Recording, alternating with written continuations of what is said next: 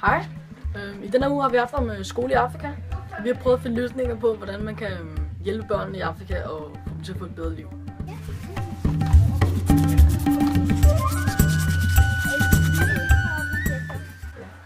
Hvad er formålet med den her uge? At vi skal få penge til skolerne i Afrika. Hvordan vil vi gøre det? Ved at sælge nogle halskæder, vi har lavet. Okay.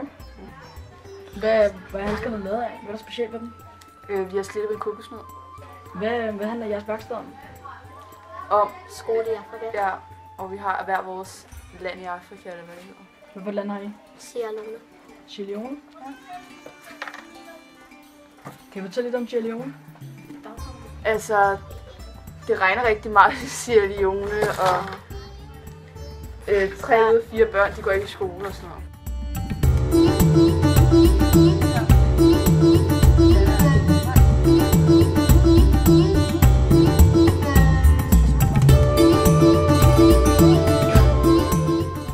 Hvad har du lavet den her uge? Vi har lavet en hel masse smykker og folder og plancher og en hel masse ting om Uganda. Fedt. Hvad er det sjoveste været? Det har nok været at lave en fotostory. Hvorfor? Det vil jeg ikke bare lave det. Fedt. Men tak fordi vi måtte interviewe dig. Det er jo.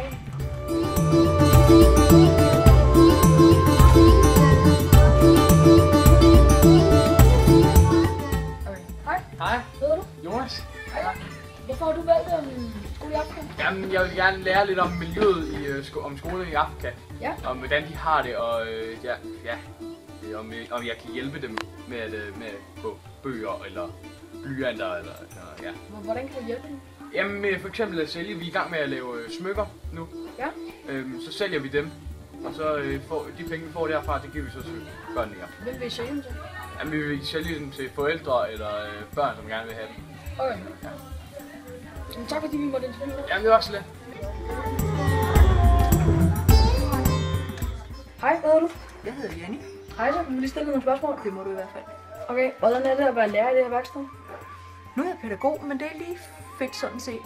Det er rigtig, rigtig spændende. Og det, der er spændende, det er faktisk at have børnene fra 0. og helt op til 8. klasse. Det er super, super spændende, og I er sindssygt gode til at arbejde sammen på tværs.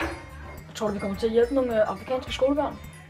Men det tror jeg. Nu samler vi jo ind. Vi har jo lavet nogle ting, som I kan sælge i løbet af i dag. Og så tror jeg da godt, vi kan ved hjælp af det. Men jeg vil sige, det der jo også handler om, det var jo, at I skulle blive en lille smule klogere på, hvordan er børnene i Afrika, de har det, deres livsvilkår, deres betingelser for at gå i skole, specielt i den gruppe, vi arbejder i.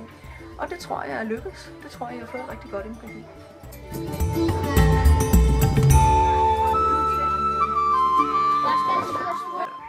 Jeg vil gerne slutte den her kampagnevideo af med at sige, at jeg synes, det har været rigtig spændende og hyggeligt at være i det værksted. Og jeg har lært meget mere om, hvordan skolebørn i Afrika egentlig har det. Og jeg synes virkelig, at det er hårdt for dem.